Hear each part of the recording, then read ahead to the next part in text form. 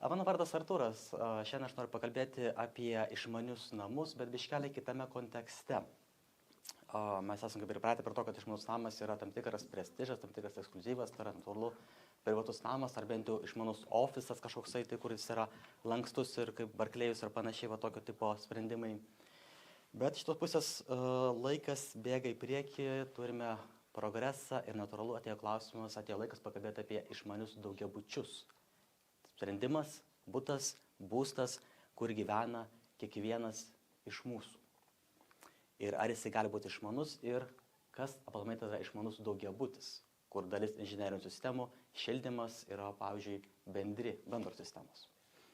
Išmanus daugiabutis, jisai formaliai apsibrėžia lygiai taip pat kaip ir išmanus namas. Tai yra inžinerinės sistemos, energija, vanduo, šiluma, ventiliacija, vėdinimas, vėsinimas, kurios veikia automatiškai ir rūpinasi savo gyventojų komfortu. Žmonių, kurie gyvena, mūsų pačių, kurie ten gyvename, komfortu. Vienintelis yra specifinis dalykas, kad išmanus daugiabutis turi tris, sakykime, vartotojus, tris vartotojų tipus, tris interesantus, kurių interesai be abejo šiek tiek skiriasi tarpusavyje. Mes turime vystytoją, kuris nori ir gali pastatyti išmanų daugiabutį. Mes turime pirkėją, kuris ten gyvena, ir turime pirkėją, kuris perka ne savo, o perka tam, kad galėtų išnuomoti. Trys žmonės, trys šalis, kurių interesai biški sutampa, bet biški ir nesutampa. Pakalbėkime pradžią apie vystytojo pusę. Pradėkime nuo vystytojos, yra paprasčiausia, jo tikslas yra pastatyti kuo galima pigiau, parduoti kaip galima brangiau ir iš tų kelių procentų gyventi. Tai yra tipinis vystytojo situacija. Aišku, vystytojas nėra toks, kaip aš įvardinau, toks vienaprasmiškas, vienareikšmis. Natūralu, kad siekia parduoti savo būstą, siekia surasti klientą.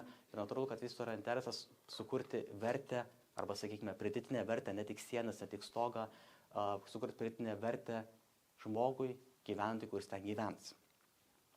Tai mes kalbam šiais laikais apie shared living, apie shared erdves, apie kažkokias dalinimus į sprendimus, apie domofonus, apie paštomatus, apie sandėliukus, kurie gyventojai gali išsinuomoti tada, kada jų reikia, tam laiku, kiek jų reikia ir paskui grąžinti atgal pastato operatoriui bendram naudojimui. Tai yra temos, kurias sprendžia vystytojas, nes jisai siūlo sprendimą ir natūralu, kad jo interesas pasiūlyti išbaigtus, patogius ir gerus sprendimus žmonėms, gyventojams, kurie ten gyvens. Tik bandant apibendrinti, yra, sakykime, vystytojas turi galimybę įdiegęs išmanias sistemas į daugiabutį, pasiūlyti galimybę gyventojui suasmeninti būstą dar labiau. Pirkti ne tik dėžutę, bet ir tą dėžutę pristaikyti visiškai prie savo poreikių, taip, kaip reikia kiekvienam iš mūsų. Natūralu, aišku, kad mes turime paminėti ir sekantį momentą, kai mes siūlome labai asmeninį sprendimą, pažangesnį sprendimą. Tos sprendimus susidomi ne tik tai visi žmonės, ne tik vidutinis pirkėjas, bet susidomi ir ta, sakykime, aukštesnioji klasė. Tiek žmonės, kurie turi daugiau pinigų, kurie galbūt perka antrą būstą arba perka būstą kaip investiciją, tiems irgi galimybė individualizuoti yra papildoma pridėtinė vertė ir ta pridėtinė vertė pritraukia tam tikrą specifinį segmentą. Ir tas segmentas, kaip taisyklė, žiūri į ateitį perspektyvą. Iš mano praktikos vienas iš tokių įdomesnių arba, sakykime, vos ne visiškai jau ryškių pavyzdžių buvo klientas, kuris atėjo pirkti išmanų būstą. Ir mums su juo kalbant, sako, išmanių sistemų, man sako, nesiūlyk, kad aš jų nenoriu. Sako, manęs tai nedomina. Tai mes sakom, tai ko jūs atvažiavote, jeigu jūs norite, kalbamės apie išmanias sistemas, ką jūs daro, ir jūsų vos net trečia frazė yra, man neįdomu, ką jūs daro. Sako, labai paprastai, sako, aš statausi būstą tam, kad jį po 5 metų parduočiau. Ir jeigu aš turėsiu jį padaręs dabar išmanų, aš jį parduosiu lengviau, negu mano konkurentas, kuris parduos paprastą būstą. Tai va toks vienas iš tokių labiausiai ryškių man įsiminusių kriterijų ir buvo žmogaus sprendimas statytis išmanų būstą tam, kad galėtų parduoti vėliau, o ne tam, kad galėtų pats komfortiškai gyventi. Aišku, čia labai toksai konkretus pavyzdys. Kalbant apie mišrius pastatus, kalbant apie ofisus, tai yra pakankamai svarbi galimybė reaguoti į gedimus ne tuomet, kada apie juos informuojama, o reaguoti tuomet, kada jie atsitinka iš karto, arba galbūt netgi gauti informaciją statistinę, proaktyvę iš pastato sistemų ir reaguoti į gedimus arba būsimus gedimus iš anksto, prevenciškai. Labai neblogas pavyzdys čia yra liftas ir lifto energetinės sąnaudos. jeigu mes žinom, kad per savaitę liftas naudoja ten tiek ir tiek kWh energijos, o staiga vieną savaitę jo naudojimas padidėja dvigubai, tai kažkas jau negerai. Jis galbūt dar nesugedo, kaip šiandien, bet tas naudojimas dvigubai didesnis suvartojimas, kuris išsišoka iš statistinio vidurkio, jis jau simbolizuoja apie tam tikras artėjančias problemas. Taigi turime išmanų pastatą, tokiu atveju mes galime kalbėti ir apie informacijos savalaikį gavimą. Natūralu, kad su to susijusios temas yra šalos prevencija, tas pats, sakykime, užpilimas vandens, kuris atrodo smulkmena, bet sukelia labai daug nepatogumų tiek mums, tiek mūsų kaimynams. Tai galimybė užfiksavus vandens nuotėkį uždaryti vandens sklendes, jeigu tą gali pasiūlyti vystytojas kaip sprendimą, bazinį paketą visiems daugiabučių gyventojams, tai yra irgi labai mielas ir patogus sprendimas, kurį vystytojui padaryti yra pakankamai nesunku. Kas liečia teisinę pusę, faktas, kad mes turime tam tikrą kintamumą įstatyminėje bazėje ir pastatas, kuris tiesiog stovi iš pasyviai pastatytų plytų, jisai neprisitaikys natūraliai prie besikeičiančios įstatyminės bazės. Aišku, turime teisinį momentą, kad įstatymai atgal negalioja, tai yra tam tikras irgi sprendimas tiem, sakykime, statybos leidimam, kurie yra išimti prieš 5 metus. Turėjom ryškų pavyzdį su B ir A pastatų klasėmis.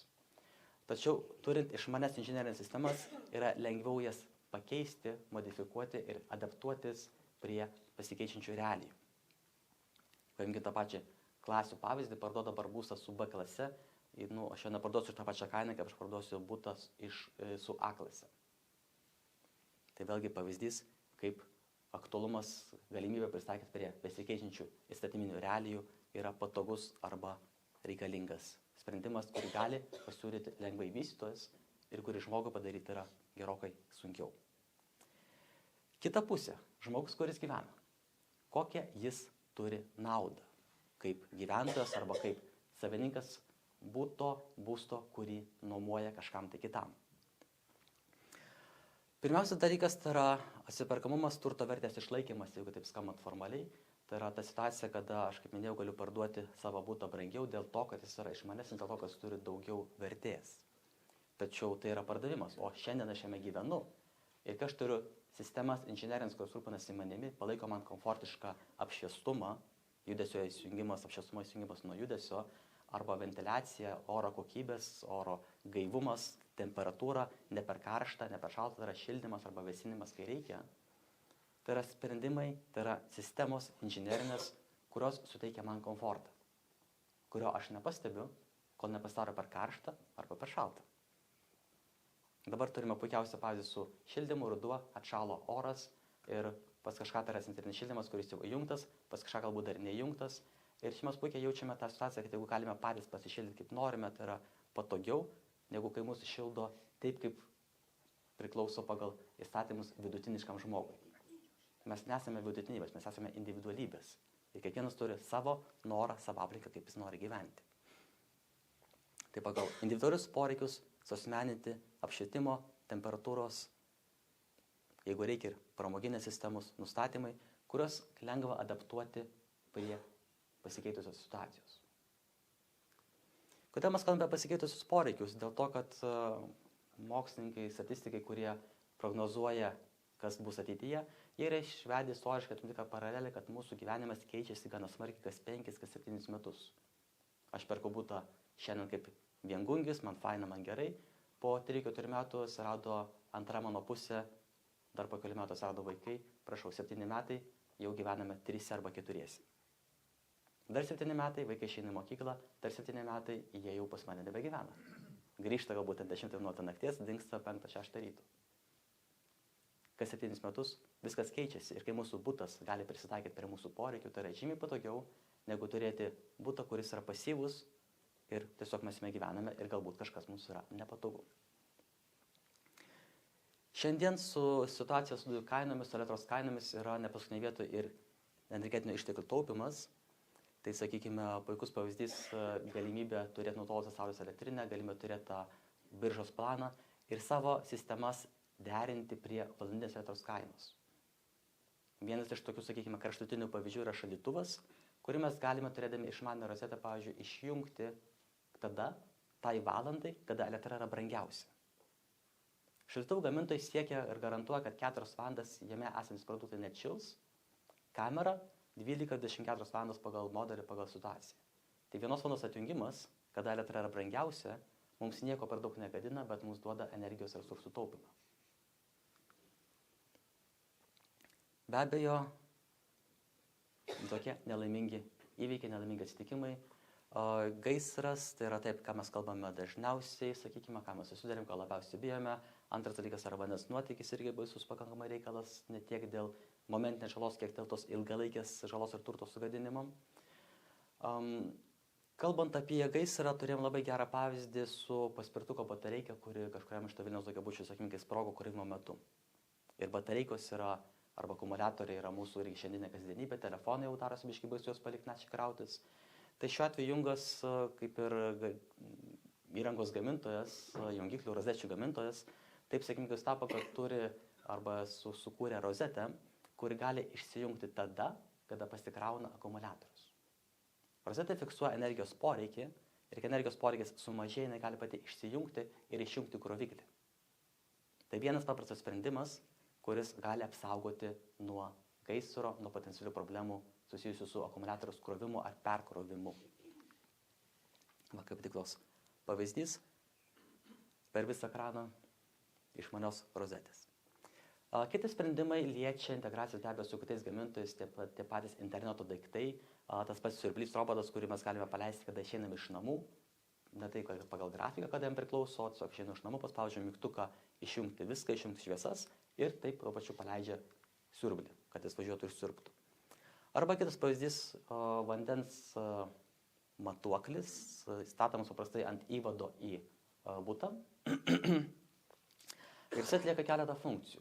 Pirma funkcija yra vandens matavimas, kas galbūt biškiek toliau nuomotojams arba vystytojams, kadangi jis leidžia man sužinoti, kiek vandens suvartojau per savaitę ar per mėnesį. Tačiau yra kita funkcija, kad jisai gali pats, esant nuotykiui, esant staigiam dideliam vandens srautui užsidaryti, arba jis yra valdomas, yra vienas iš interneto daiktų pavyzdžių ir aš išėjęs iš namų galiu išjungti ne tik tai šviesas, ne tik rozetės, ne tik paleisti dulkių siurblį, bet ir užsukti vandenį. Ir aš visiškai esu ramus, kad aš išėjęs iš namų, man, kad ir prabėgs, ar bus kažkas tai palikta, ar pravarvės, pagrindinis įvadas yra užsuktas ir bet kokios problemos namuose neišsireikš į nuostolius mano kaimynams ir problemas man pačiam. Tai viskas siekėsi su mūsų komfortu, mūsų saugumu, mūsų ramybė, kad būstas pats rūpinasi savimi, kaip su savo gyventojais ir suteikia mums komfortišką aplinką gyventi, dirbti. Vėlgi vienas iš pavyzdžių, oro kokybės filtrai, kurie tiek filtruoja orą, HEPA filtrai sumontuoti, tiek turi integruotą drėkintuvą, kuris esant sausam orui tą mūsų orą papildomai drėkina, tiek papildomai gali būti integruotis su, kas aktualu rudenį, su oro, čia pasakius, baktericidiniu valymu. Ir tą dalyką mes galim puikiai taip pat integruoti savo būstų ir paleisti arba pagal grafiką, arba pagal norą, arba pagal mūsų pačių duotą komandą.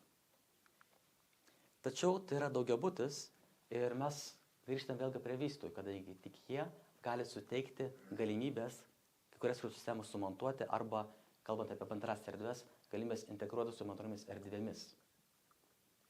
Čia, aišku, laiptinė tai yra puiku, bet yra šiais laikais daug daugiau sprendimų, kurios pastato vystytojas ir vystytojo sprendimas yra leisti ar neleisti mums prisijungti, naudotis tom papildomom galimybėm, papildomais resursais. Aišku, čia šiuo atveju tiek mes, kaip renkantis įrangą, tiek vystytojai turi tam tikrą problemą, ką pasirinkti. Tai yra šimtai gamintojų, Jungas yra vienas iš jų. Aišku, būtų faina, kad rinktumėtės Jungą, bet jūs renkatės pagal tai, ką matote. Vienintelis iš kriterijų, kur aš galėčiau parekomenduoti, tai yra rinktis, sakykime, išbandytus sprendimus, gamintojus, kurie turi atstovybės, kur galite nueiti pakalbėti, pačiupinėti, pažiūrėti, iš kurių gausite garantiją. Galimybė parsisiųsti jungiklį iš Alibabos yra nuostabi galimybė, tai yra tikrai pigus ir geras ir lengvas sprendimas, tačiau jeigu sugedo, ką jūs darysite? Siūsite atgal į tą pačią Alibabą, o kam ten siūsite? Tai yra sprendimas, kuris tinka tam kartui, bet jis nėra perspektyvus, nėra ilgalaikis. Tos pačios integracijos, jeigu kalbam apie KNX kaip standartą, prie kur galima prisijungti, tai turėti jungiklį, kur siekia pagal savo kažkokius radijo dažnius, kur gamintas galbūt po metų nuspręs nebegaminti arba pakeisti dažnius, ir jūs turėsite keisti visą savo namų įrangą dėl vieno gamintojo sprendimo. Šiandien mes taip pat galim kalbėti apie naują Matter standartą, kuri bando prastumti didieji Apple ir visą šitą gamintojų grupę. Naujas sprendimas, pažiūrėsime, kiek jisai bus perspektyvus, nes gamintojų palaikymą turi didelį, bet ar jis bus ilgalaikis klausimas, kadangi gamintojai, kurie stumia, kurie įkūrė, yra tie, kurie yra programiniai gamintojai, kurie nesiorientuoja į 20, 30, 40 metų perspektyvą. Namas stovi tiek, stovi daugiau ir mūsų sprendimai turi taip pat veikti dešimtmečius. Bet pažiūrėsime, tai yra mūsų sakykime, ateitis ir vienas iš galimų ne pačių blogiausių variantų. Kadangi tai yra kino salė, aš pasinausiu progą parodyti tam tikrą filmuką, kad būtų biški linksmiau ir įdomiau. Šiek tiek Jungo sprendimų apie integracijas, apie galimybės, apie scenarijus. Tai šiuo atveju matote, kad į išmanų būstą gali būti integruota ir lova, ir vandens pildymas į tą pačią vonę.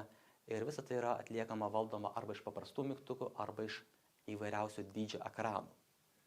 Nesakau, kad jums ekranų reikia, jūs pagalvokite, ar jums jų reikia. Gali būti telefonas, gali būti planšetas, gali būti stacionarus, gali būti mobilus.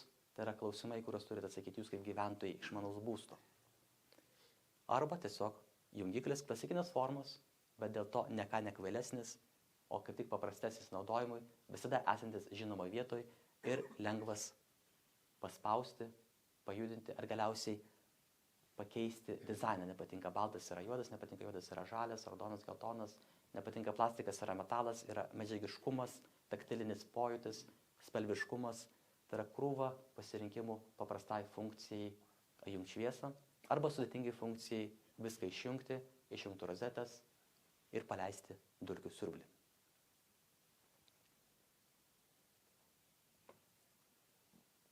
Aš keista, kad be garso, bet tegul. Tai va, fone matote, kad nusileidžia žaliuzės, irgi dalis sprendimo. Ir kalbant apie žaliuzės, jums reikia pasirinkti, ar tai bus vidinės žaliuzės, arba roletai, arba užuolaidos, arba išorinės. Išorinių faktorių, aišku, sprendžia vystytojas, bet jos yra labai efektyvios apsaugos nuo saulės, apsaugos nuo prikaitinimo prasme. Vidinių faktorių sprendžiat jūs patys, tai yra buto vidus. Ir jūs renkatės, ar jūs norite užuolaidų, ar norite roletų, ar norite klasikinių žaliuzių, tai yra sprendimai, kurie priklauso jau nuo jūsų pasirinkimų. Ir be abejo valdomi iš paprastai atrodančių išmanių jungiklių.